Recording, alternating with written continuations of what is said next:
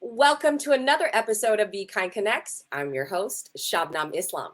And it's a new year, and we're celebrating Veganuary all month long with a series of extra special Connects interviews asking members of the Be Kind community why they went vegan and how it's changed their lives.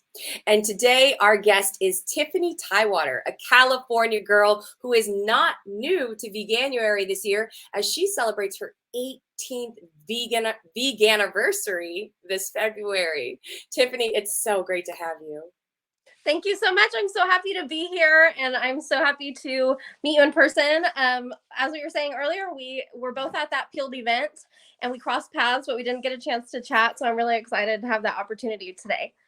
I love that because you've been a part of our VKind community for quite some time, and being at our Peeled event, which was our first ever vegan cooking show, it was amazing, wasn't it? Like the food. Yes, when I found VKind app, I was super excited that there was an app that focused just primarily on vegan-owned businesses and vegan brands. So I've been watching it in my area, and I've been watching you guys grow from afar. And I even got my cool veggie economy shirt when you guys first launched to share the app with everybody locally. But yes, the Peeled event was absolutely incredible. The Peeled show was incredible. I'm looking forward to so many more seasons of that. I have that signed cookbook, and I absolutely love looking through it and trying new things. So thank you so much to everybody at the VKind app, and thank you for everything you do for our community. Oh my God. Well, thank you, because you are our neighborhood vegan. Can you tell us a little bit about your journey and what brought you into veganism, and particularly tell us where you're from and what that's about? Okay, so I'm Tiffany. I'm your neighborhood vegan.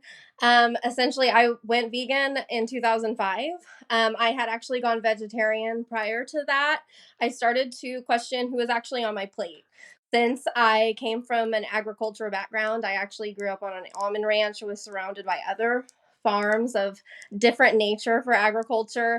I really got to question why it was different, the relationship that I had with my pets, my cats, my dogs, and why I felt differently about them than the things that were on my plate or my neighbors who were cows and pigs and chickens and things of that nature.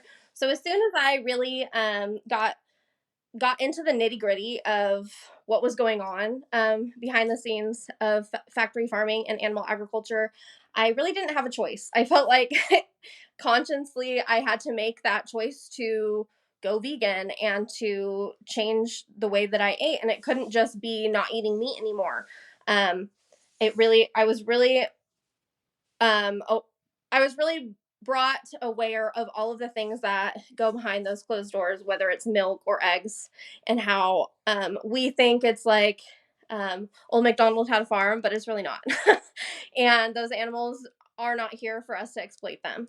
And my journey going vegan has been really focusing on that and realizing that that's not for us to decide. An animal's life is theirs to live, and it's not our choice to use them for food, testing, cosmetics, entertainment, anything of that nature. And so I just couldn't be a part of that anymore. So tell us how that's changed your life. Like, what did you do? What were you doing then, and what are you doing now? I would say then I was eating whatever was put in front of me and not questioning it. And I didn't really associate the chickens that were on a ranch next door to being the same chickens that were on my plate.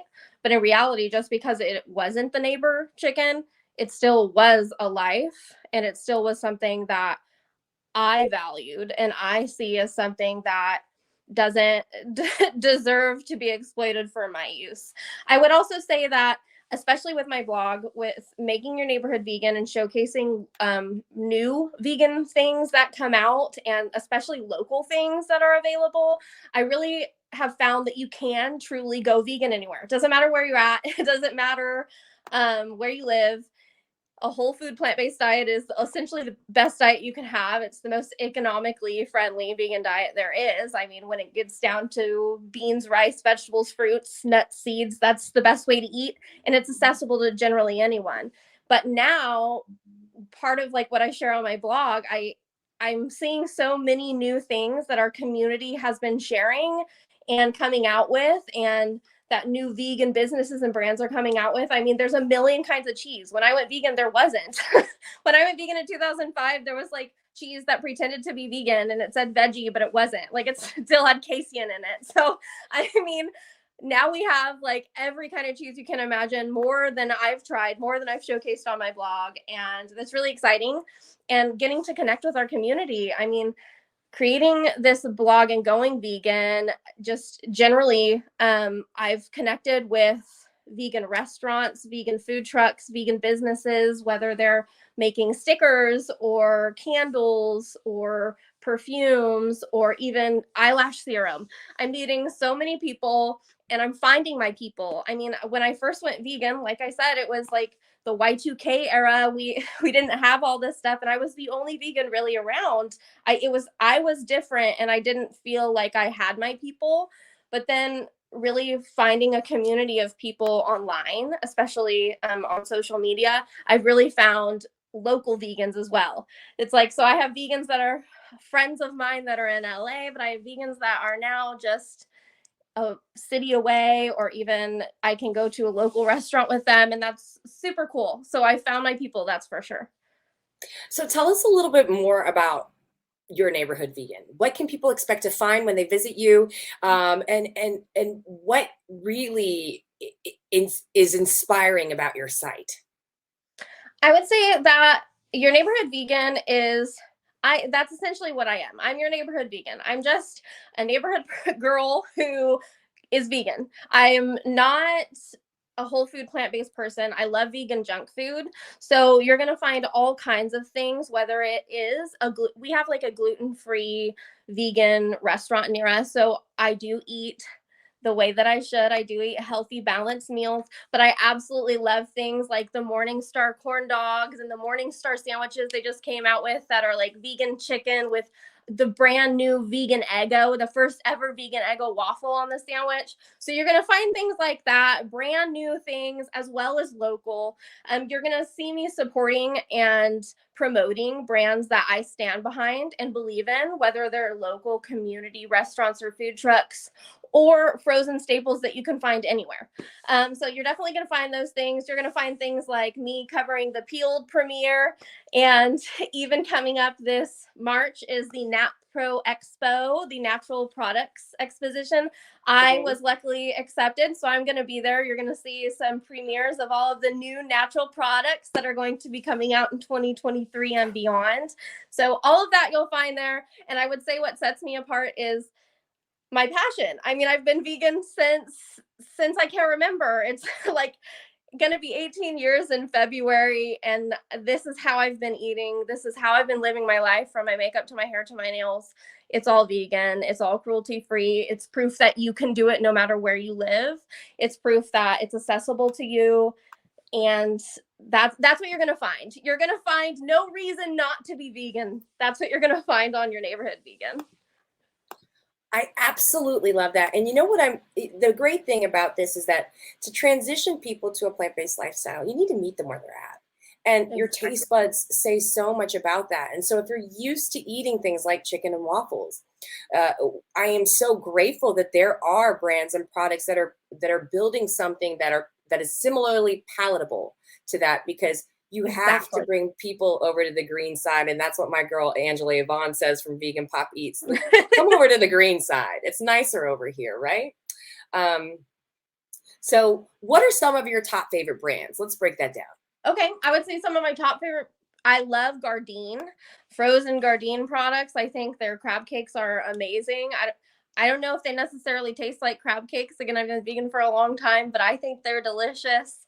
Absolutely Morningstar corn dogs, the regular corn dogs, the breakfast pancake sausage sticks are great too, but those corn dogs are a staple 100%. I'm really digging the new Next Meats brand. They are from Japan, and they have recently launched kind of at some niche restaurants, I believe in LA and New York, but they make a frozen steak product, and that is really delicious. We can make like a beef and broccoli made with fake beef, and it's absolutely delicious. Trader Joe's has a really good vegan beef bulgogi. It is definitely not for gluten intolerant people, but it Mhm. is delicious. And so this is what I love about this kind of conversation, Tiffany, is that you've been really dabbling in the plant-based sphere for almost 2 years, 20 years, 2 decades. That is a long time to go from not having accessibility to these products to now really having access to, Yes. oh my God, so many things that you don't have to eat meat and dairy for this anymore, Mhm. right? It is so exciting. That is why I created my page. I wanted to create a resource like that I didn't have. I mean, in 2005, I didn't have somebody who showed me the vegan items that were available in my neighborhood or just at the grocery store near me. I was on my own. So I kind of wanted to help navigate people, especially locally, to see that it is possible, even in our agriculture area of the Central Valley. It is accessible at Save Mart, at Costco, and even at Trader Joe's. And Trader Joe's is like all over the place. But yes, there's vegan items everywhere. And I wanted to be the resource that, yes, that I didn't have, and I really wanted to share that with our community. And so, like you said, we have to make it palatable for people who aren't plant-based. I call them plant curious. So I have a lot of followers and viewers and friends who are plant curious, but they're not plant-based and they're not vegan. And so making things like Beyond Meat jerky, those are the ways that we can really introduce them to the lifestyle in a way that is familiar, before we start showing them, hey, look, you can make macaroni and cheese out of carrots and cauliflower. And they're like, what? It's like, we're going to just kind of ease them into it before they start making cheesecakes out of tofu. And it's really cool that we have that opportunity to do that now in 2023, because again, like you said, we didn't have that many years ago when I first went vegan. I was learning how to make all that stuff out of vegetables and tofu, and it is absolutely delicious, but I can understand why some people are a little bit turned off by that sometimes when they're so used to having meat on their plate. And that's why I like to Absolutely. showcase all sorts of vegan items, whether you're vegan or plant curious. Oh my gosh. And Tiffany, we are so happy to have you as part of our vegan community here at Be Kind, because we truly think that you should be showcased because you do what you can to expand the veg economy. And for those of you at home, thank you so much for tuning into this episode of Be Kind Connects with Tiffany Tiwater, your friendly neighborhood vegan. So make sure to check her out at yourneighborhoodvegan.com, all handles at Your Neighborhood Vegan. And thank you so much for joining us on the greener side today.